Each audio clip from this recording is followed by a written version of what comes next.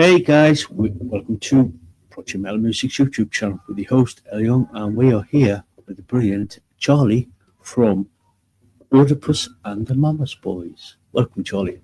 Thank you. Thank you very much for having me on. So, Charlie, could you introduce yourself and what you do within the band? Cool.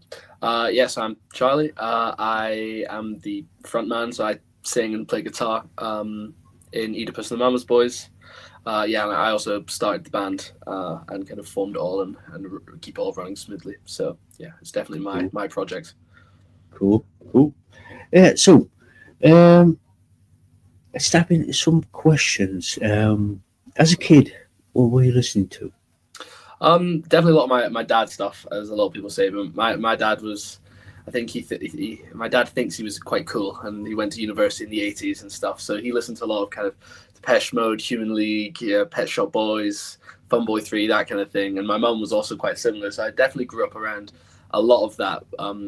So much of that piggybacks off of alternative music.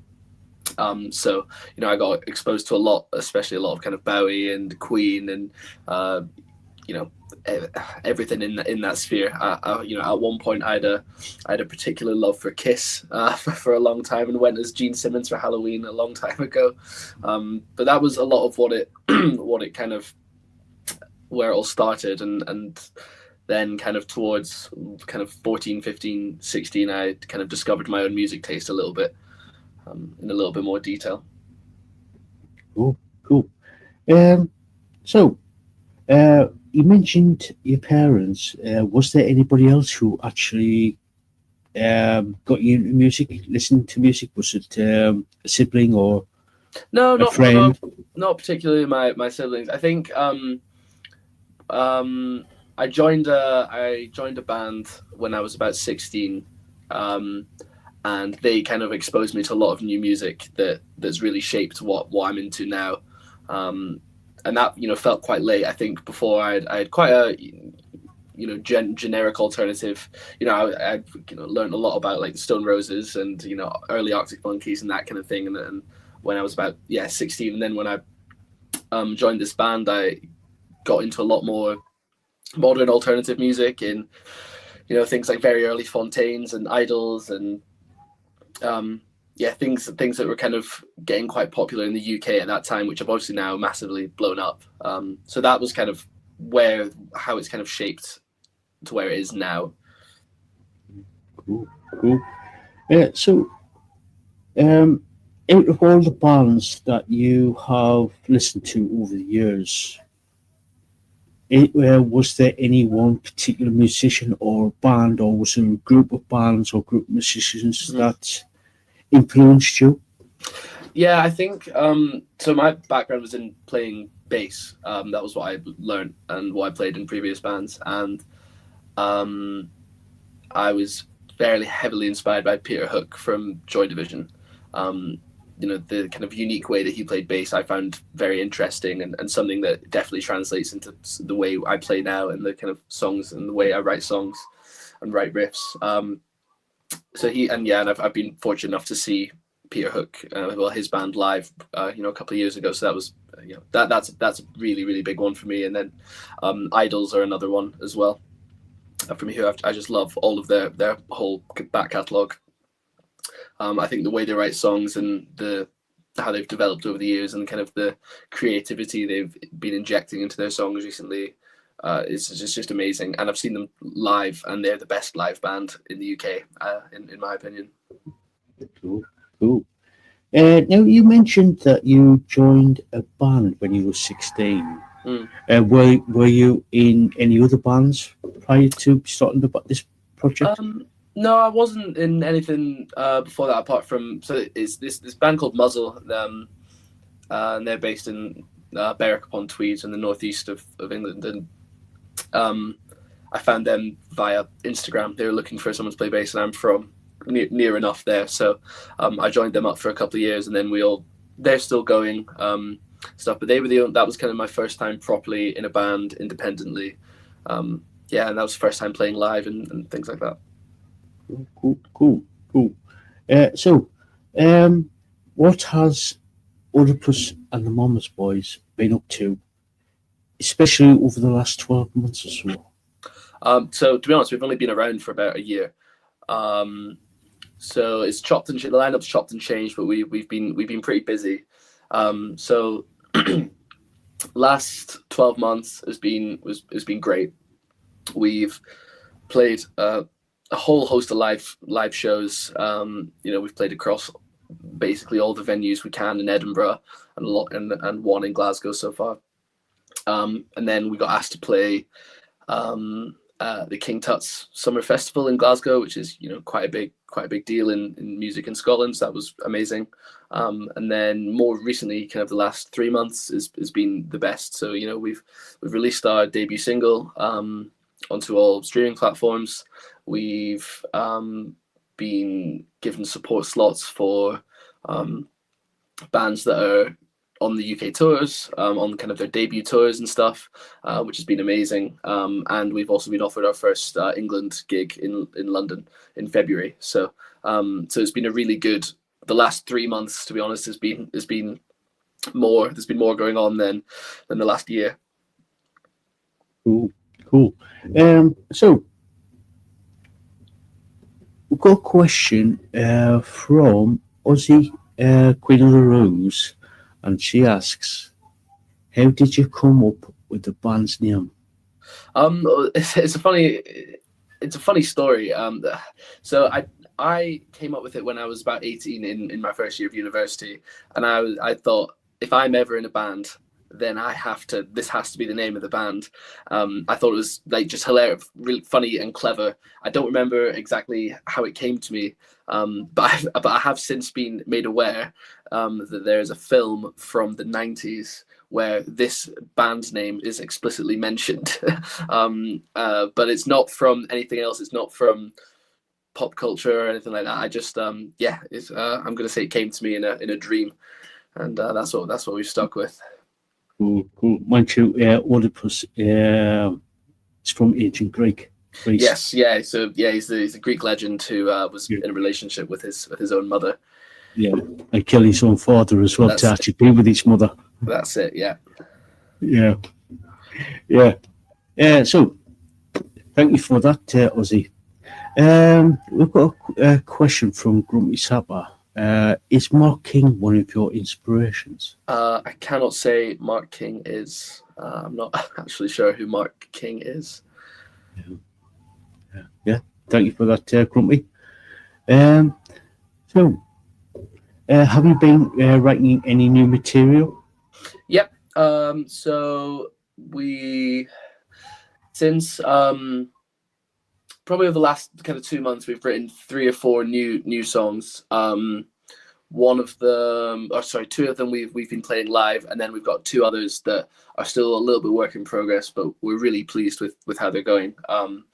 There'll be ones that we'll be looking to get played in kind of the next 2 or 3 gigs. We're pretty excited by these ones. Cool. You've just released a new song called Bleed. Could you tell us a little bit about that? Yeah, so me and Sam, who used to be in the band, I kind of came up with the riff. This kind of calls back to what I was saying about Peter Hook and the way and his use of open strings and how he plays. So I've got 2 guitars. I play a baritone guitar mainly.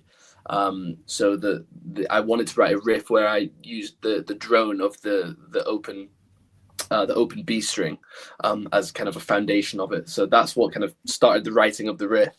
And then Sam came over and laid a bass line over it, and we're really pleased with it.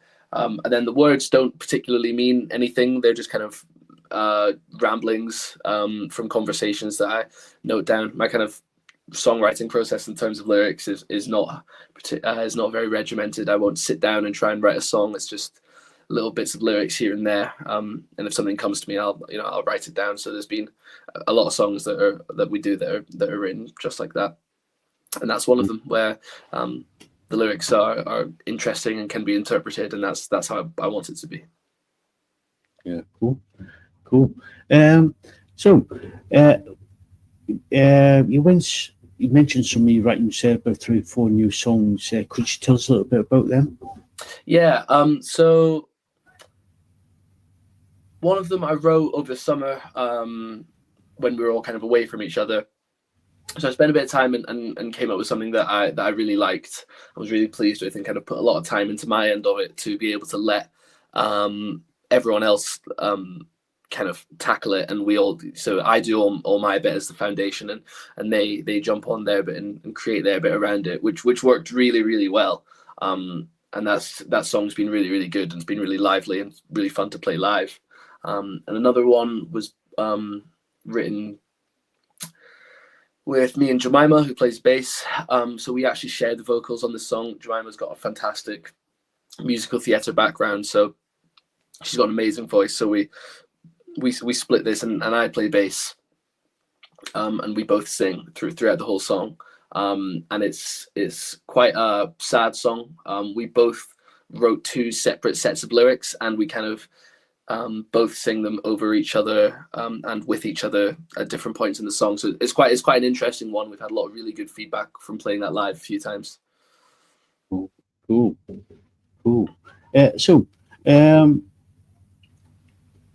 Is there going to be sort of like any sort of like EPs or albums in the future?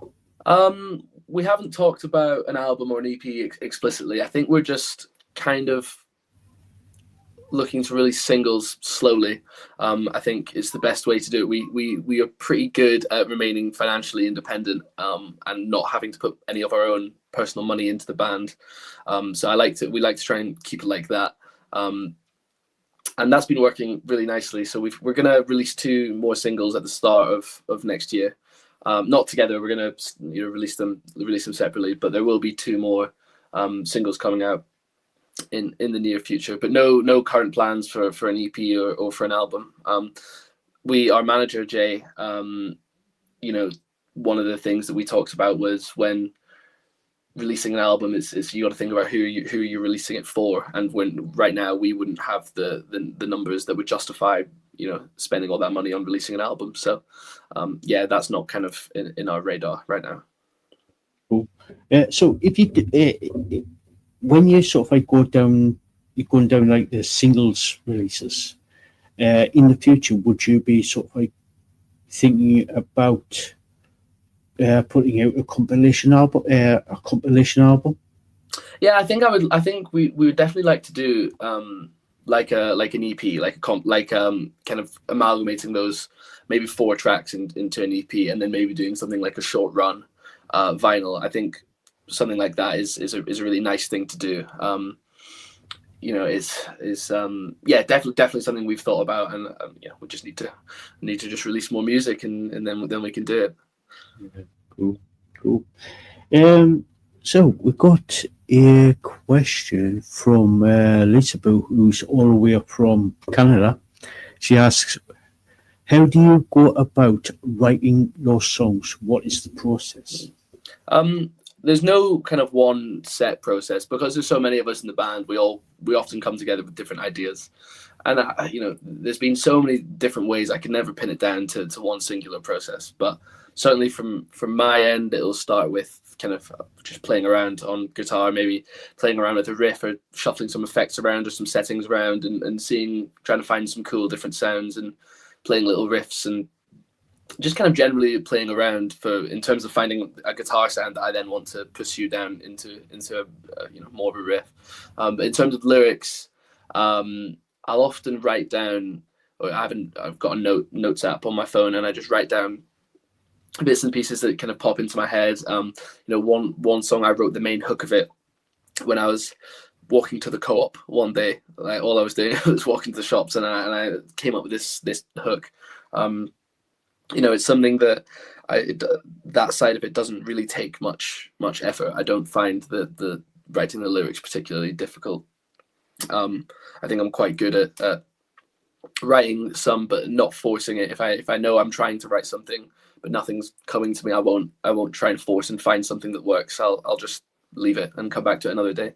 But in terms of writing as a band, we kind of accidentally wrote a song the other day where I was just noodling around with a riff in between a song at a practice, and someone said, "Oh, I like that," and then we started playing around it, and now we've written a new song with that. So it's a completely kind of fluid process that that changes based on the day.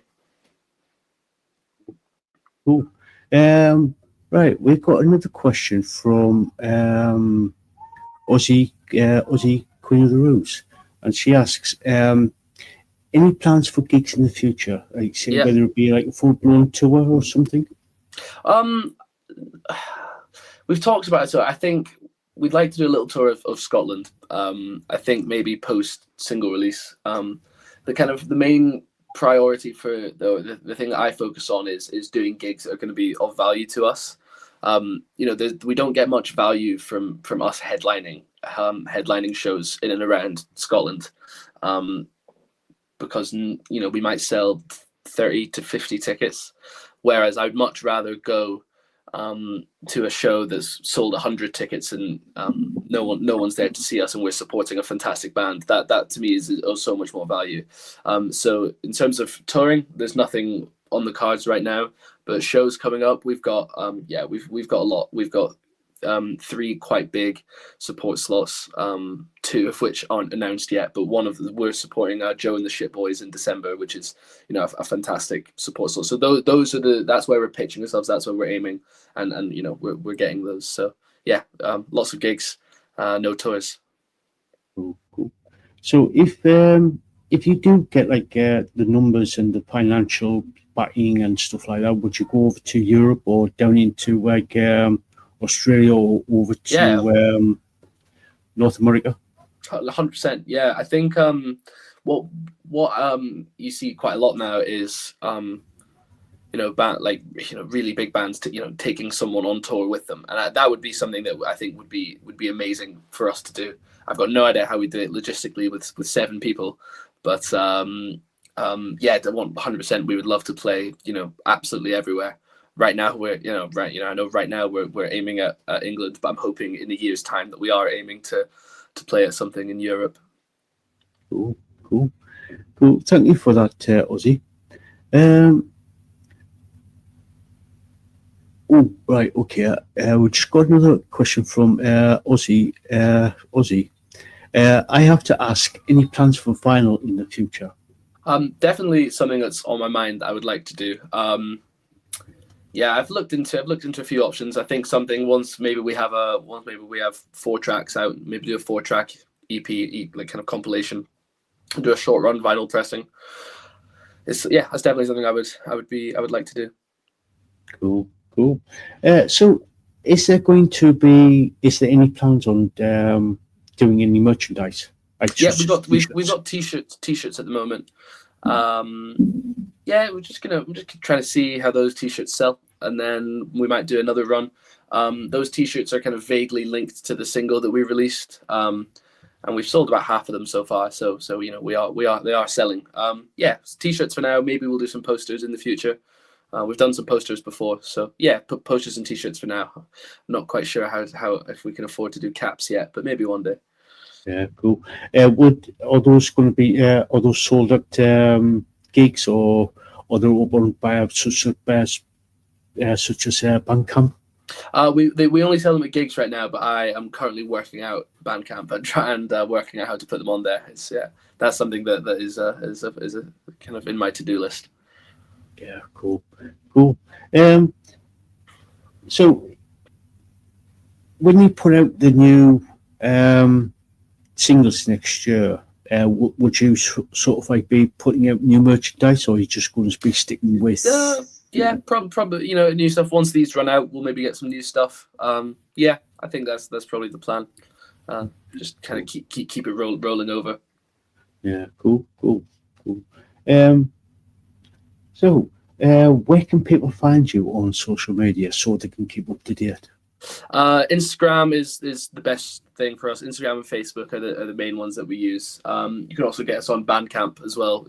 We don't really use Twitter or anything like that, but Instagram or Facebook if you want to find us, that's definitely the best one. Cool. So guys, in the chat, if you've got any more questions, please ask away. So we're going to be starting to wrap things up in the next 5-10 minutes or so. So any advice for people who want to become a musician, whether it be for their own personal pleasure or possibly going down into the commercial route? I think take your time to find your niche and what you want to do. I think, I feel like there's often, or probably too often, bands fall apart, or people, fall apart, or bands don't do as well because they aren't being, or they aren't sticking to what they want to do, and they're doing it for the wrong reasons. So that's kind of what I've always said to myself: is as long as I'm doing it and I'm enjoying it, and I feel like I'm doing it for the right reasons, then I'll stick at it. If anything changes, then I'll have to reassess that. But that's 100% the biggest piece of advice I could ever give. Don't just do it because you think it's cool, or you someone you fancy is into musicians. Like, that's you got to be able to say you're doing it for the right reasons, and do it because you want to do it, and not because you think you should. Yeah, sound advice there. Sound advice. Sound advice there. So we're going to be starting to sort of like wrap things up. So have you got any final words before we go? No, just thanks very much for having us on, and I hope people listen to our tunes and follow us on socials. We've got some good stuff coming up. So yeah, hopefully we stay on your radar. Yeah, definitely. So Charlie, thank you so much for coming on. It's been a total pleasure. Thank you very much. And guys in the chat there, if you haven't checked out Oedipus and the Mama's Boys, please check them out. The moderators have been putting the links in the live chat there, and I've also put the links down in the description there. So go check them out. These guys are absolutely brilliant. So yeah. So guys, so Charlie, thank you so much for coming on. It's been a total pleasure. Yeah, it's been great. Thank you very much.